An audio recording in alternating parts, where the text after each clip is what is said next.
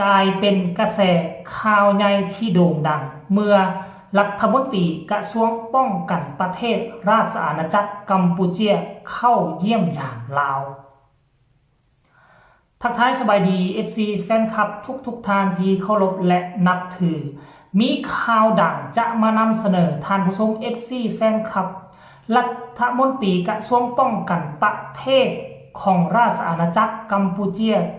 เข้ามาเยี่ยมยามสปป.ลาวโดยเข้ามาพบกับรัฐมนตรีกระทรวงป้องกันประเทศ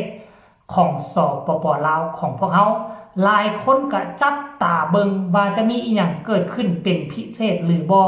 เพราะว่าปกติแล้วก็จะบ่ค่อยมาพบปะหากันพอปานใดแต่หลังจากที่เกิดการทะเลาะวิวาทระหว่างกัมพูชาและก็ไทยบ่ว่าจะเป็นทางฝ่ายไทยฝ่ายกัมพูชาต่างก็หันหน้าเข้ามาจีบกองทัพประชาชนลาวของพวกเราท่านผู้ชม FC แฟนคลับรายละเอียดให้ทุกคนไปชมคลิปนี้สากลจากโทรภาพกองทัพแล้วจึงกลับคืนมาพบมาพ้อกันอีกครั้งหนึ่งในภาคต่อไป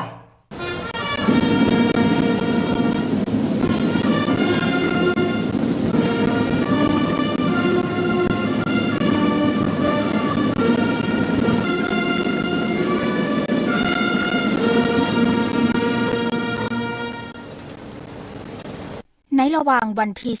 13-16 ตุลาคม 2025 นี้ทานพลเอกเตยไสหารองนายกรัฐมนตรีกระทรวงป้องกันประเทศ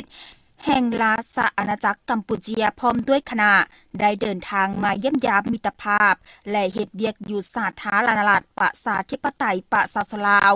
ซึ่งพิธีต้อนรับอย่างเป็นทางการได้จัดขึ้นในตอนเช้าของวันที่ 14 ตุลาคม 2025 อยู่ที่กระทรวงป้องกันประเทศโดยการต้อนรับของทานพลโทคำเลียงอุทาไกรสอนรัฐมนตรีกระทรวงป้องกันประเทศแห่งสาธารณรัฐประชาธิปไตยประชาชนลาวพร้อมด้วยคณะ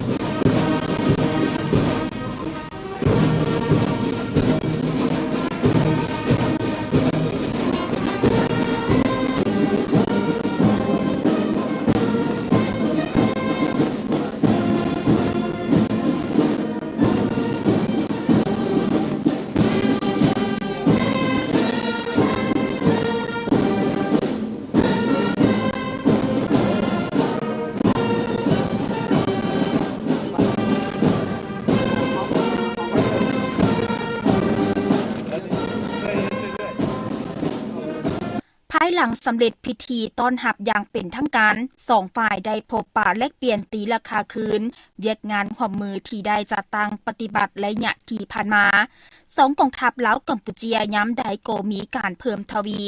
การร่วมมือซึ่งกันและกันอย่างแน่นแฟนนอกนั้นสองฝ่ายยังร่วมการปรึกษาหารือพร้อมทั้งแลกเปลี่ยนบทเรียนแลกเปลี่ยนคณะผู้แทน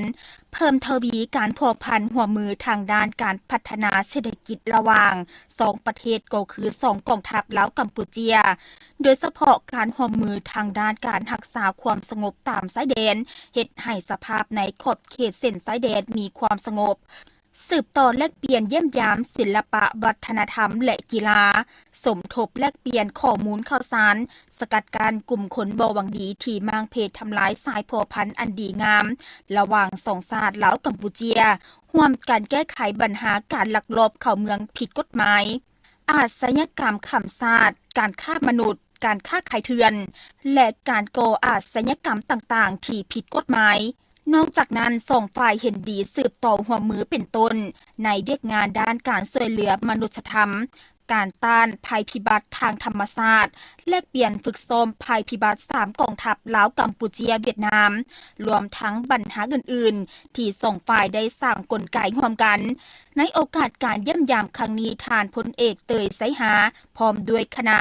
ยังจะได้เข้าร่วมหับสมการฝึกซ้อมกอบกู้ภัยพิบัติร่วม3กองทัพที่วิทยาคารพลาธิการเข้าร่วมพบปะระหว่าง3รัฐมนตรีกระทรวงป้องกันประเทศลาวกัมพูเชียเวียดนามเดินทางไปเยี่ยมยามวิทยาคารไกรสอนพรหมวิหารนี่แหละท่านผู้ชมละเอียดยิบว่าการที่เข้ามาเยี่ยมยามลาวครั้งนี้มาเพื่ออีหยังเนาะตามที่โทรภาพกองทัพเขาเจ้าตีข่าวมากะจะได้ความกระจ่างแจ้งและเข้าใจกันแต่ถึงยังไงก็ตามท่านผู้ชม FC แฟนคลับหลายคนหลายมุมมองบางคนก็คิดต่างๆนะแต่ก่อนคือบ่เห็นมาแต่ก่อนคือบ่เห็นฮักเห็นหอมแต่ก่อนคือบ่ค่อยเห็นมาสานความสัมพันธ์แบบนี้บัดมีปัญหาขึ้นมาแล้วอยู่เขตชายแดนกับไทยแล้วก็หันหน้ามาหาลาวดีแท้ว่าซั่นเด้มาประสานงานมาร่วมมือแนวนั้นแนวนี้หลายคนหลายแนวคิดท่านผู้ชมแต่สำหรับตัวค่อยเองแล้วเนาะเฮาก็มีการเคลื่อนไหวไปมาหาสู่กันตลอดแต่ว่าเมื่อก่อนนั้นโลกโซเชียลมันบ่ได้ว่องไวขนาดนี้เฮาต้องรอท่าโทรภาพของพวกเฮากระจายเสียงเนาะเฮ็ดข่าวออกมาแต่ว่าบังเอิญเมื่อประมาณ5ปี10ปีหลังคนเฮาสัมผัสว่าบ่นิยมเบิ่งโทรภาพลาวของพวกเฮาเพราะฉะนั้นจึงบ่ฮู้ข้อมูลข่าวสารข่าวเกี่ยวกับเรื่อง2กองทัพที่ไปมาหาสู่กันแต่ยุคปัจจุบันนี้เป็นหยังหรือว่าคนเฮานิยมชอบเบิ่งโทรภาพเฮาว่าบ่ก็บ่ได้นิยมเบิ่งได้แต่เป็นหยังเขาจึงฮู้ข่าวเหล่านี้เพราะหยัง YouTube แอฟฟ้า2อันนี้แหละเป็นตัวตั้งตัวตีเฮ็ดให้มีข้อมูลข่าวสารที่สำคัญเล็ดลอดออกมาและมันไวที่สุดเฮ็ดให้คนทั้ง2ประเทศเฮ็ดให้คนทั่วโลกได้รับได้ฮู้เป็นต้นแม่นมือนี่เนาะเป็นเรื่องราวดีๆที่รัฐมนตรีทั้ง2กองทัพได้มาพบมาพ้อกันซึ่งเรื่องวงในเขาจะล้มเรื่องอีหยังกันก็สรุปรวมแล้วก็น่าจะเป็นเรื่องความมั่นคงระหว่าง2ประเทศ2กองทัพนั่นละมีการร่วมมือกันเพราะสมัยก่อนเฮาก็ร่วมมือกันต้านศัตรูตัวเดียวกันมาปัจจุบันนี้เฮาจะหันหน้ามาร่วมมือกันมันก็บ่ได้ผิดบ่ได้แม่นทุกกองทัพสามารถเข้ามาสานความสัมพันธ์อยู่ประเทศลาวได้บ่ว่าจะเป็นกัมพูชาบ่ว่าจะเป็นไทยพม่าอินโดจีนเวียดนามรัสเซียมาถ้ามีความจริงใจมาโลดเนาะเฮายินดีต้อนรับและพร้อมที่